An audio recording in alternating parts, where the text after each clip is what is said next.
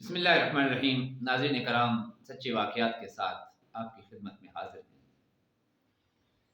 حضرت شیخ سعدی علیہ رحمہ ایک حقائق بیان فرماتے ہیں۔ کہتے ہیں کہ ایک اونٹنی جس پر اس کے مالک نے بہت سارا سامان لادا ہوا تھا اور وہ حالت سفر میں تھی، اس کا ایک چھوٹا سا بچہ بھی اس کے ہمراہ تھا جو ساتھ ساتھ دوڑتا جا رہا تھا۔ راستے میں اونٹنی کا بچہ چل چل کر تھک گیا۔ اس نے اپنی ماں سے کہا کہ امی، ذرا دیر کے لیے رک جا، تھوڑا سا سستا لیں، تھوڑا سا آرام کر لیں تاکہ میری تھکاوٹ دور ہو جائے اور میں پھر چلنے کے قابل ہو جاؤں۔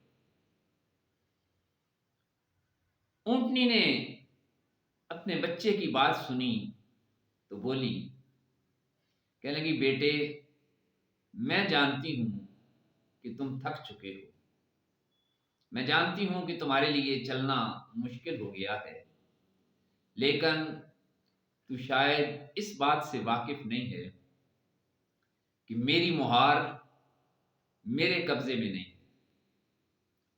میری مہار کسی اور نے پکڑی ہوئی ہے۔ اگر یہ میرے قبضے میں ہوتی تو مجھ پر اتنا زیادہ بوجھ لدا ہوا نہ ہوتا، میں خالی تیرے ساتھ چل رہی ہوتی۔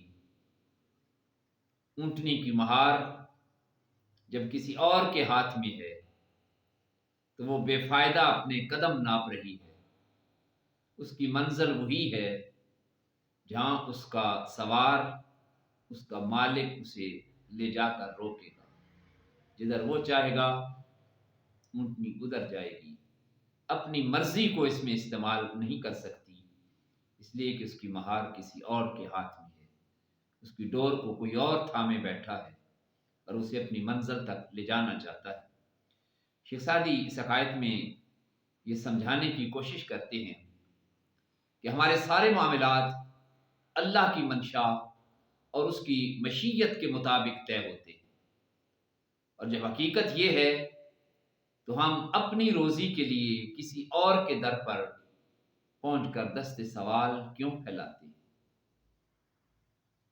شیخ سعدی نے ایک فارسی کے شعر میں اس کا مطلب یہ ہے کہ اے سعدی، تجھے چاہیے کہ کسی انسان کا آسرا اور سہارا نہ ڈھونڈے، کیونکہ جو کچھ ملتا ہے اس رازق دو جہاں کے در سے ملتا ہے۔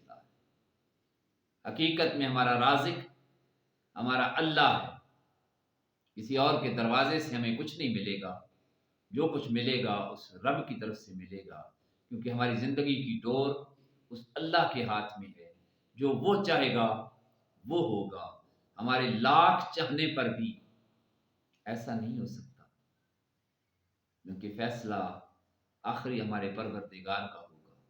تو روزی اور موت دستک دے کر آتے ہیں، جب معاملہ یہ ہو تو روزی کے لیے مارا مارا نہیں پھرنا چاہیے، بلکہ اپنے رب کی طرف متوجہ ہوں، اپنا حلال طریقے سے کمانے کی کوشش کرتے رہیں، محنت کرتے رہیں، جو وہ عطا کر دے اس پر راضی برضا رہیں کہ جو آپ کے مقدر میں لکھا ہے وہ پروردگار یقیناً تمہارے لیے کوئی نہ کوئی ذریعہ اور وسیلہ پیدا کر دے گا۔